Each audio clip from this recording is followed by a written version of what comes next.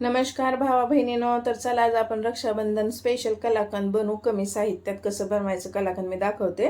आधी मी तुम्हाला ही कलाकंद तोडून दाखवते. किती छान बनले बघा. आपलं मस्त झालंय कलाकंद. त्यासाठी बघा 1 लिटर दूध घेतले. अर्धा लिटर दूध आहे, 1 तांब्या दूध आहे. 1 लिटर नाही, अर्धा लिटर दूध आहे. 1 तांब्याभर दूध घ्या की.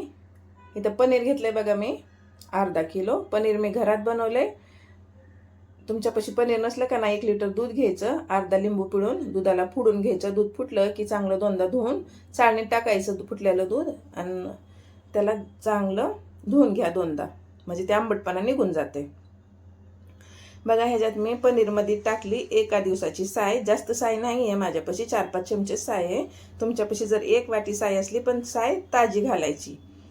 जास्त दिवसाची आपण लोणी करायला ठेवताना ती सायचा उपयोग करायचा नाही. आता बघा आपण चांगलं ह्याला एकजीव करून घेतलंय, मस्त असं रगडून घेतलंय साय आणि पनीर. आता ह्याला ठेवू बाजूला. कढाई ठेवली बघा, त्याच्यात मी टाकते 1 तांब्या दूध. दुधाला चांगलं गरम करून थोडंसं कमी होस्तर शिजवून घ्यायचं. त्याच्यात साखर टाकते आधी. 7-8 चमचे साखर टाकली बरं का. 8 चमचे हे. तुम्ही जर जास्त गोड खात असला तर आणि साखर थोडीशी जास्त टाका. चांगलं एकदा ह्याला ढवळून घेऊ. आता बघा दूध लागले शिजायला. ह्याला शिजूस तर चांगलं सरी का ढवळत राहायचं, सारखं ढवळायचं. लागत नाही तर कढईला चिटकते, मग जळते, थोडं करपल्याला वास येते. तर त्यासाठी सारखं ह्याला ढवळत राहा. मी इथं दुधाला टेस्ट केलं, साखर कमी आहे का जास्त मला बरोबर वाटली. मी साखर नाही टाकणार. थोडीशी इथं इलायचीची पावडर टाकते. 2-3 इलायच्या कुटल्यात. हातानं चांगलं ह्याला असं घरून घातलं मी ह्याच्यात. थोडंसं चुळून घातल्यावर इलायचीचे मोठे मोठे दाणे पडत नाहीत. तर बघा अनेक इलायची पावडर घातली आणि ह्याला अनेक एकदा ढवळून घेतले. आता ह्याच्यात आपण पनीर घालणार आहोत. पनीरमध्ये मी साय थोडी कमी घातली. तुम्ही जर साय जास्त टाकली का नाही एकच नंबर लागते बरं का. थोडी साय जास्त टाका.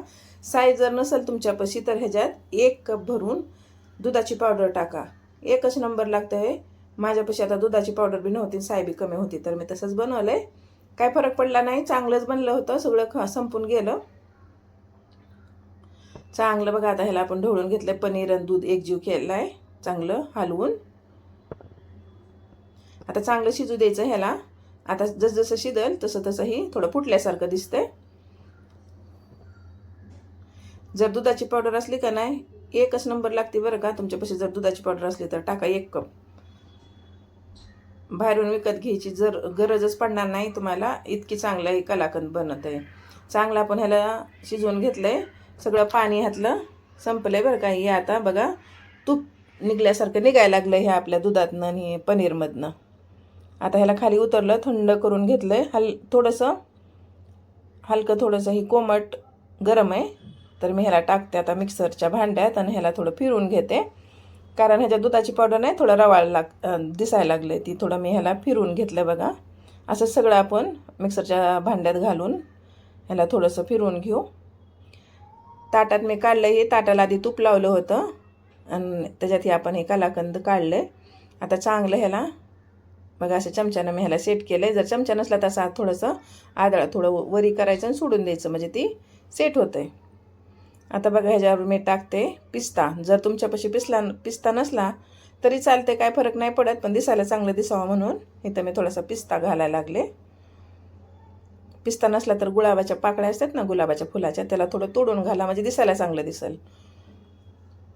आता ह्याला मी 3-4 तास ठेवलं होतं, असंच बाहेरच ठेवलं होतं. चांगलं ही सेट झालंय. आता ह्याला कापून घेते, वड्या करते ह्याच्या. छोट्या छोट्या करणार आहे, जास्त मोठ्या मोठ्या वड्या कापणार नाही. एकदा नक्की करा बरं का. जर तुम्हाला आवडलं तर तुमच्या मित्रमंडळीत बी पाठवून द्या. व्हिडिओला लाईक करत जावा. गावठी रेशमाला सबस्क्राईब करा आणि घेऊन जावा रे गावठी रेशमाला बी पुढं. एकदा नक्की करून बघा. धन्यवाद.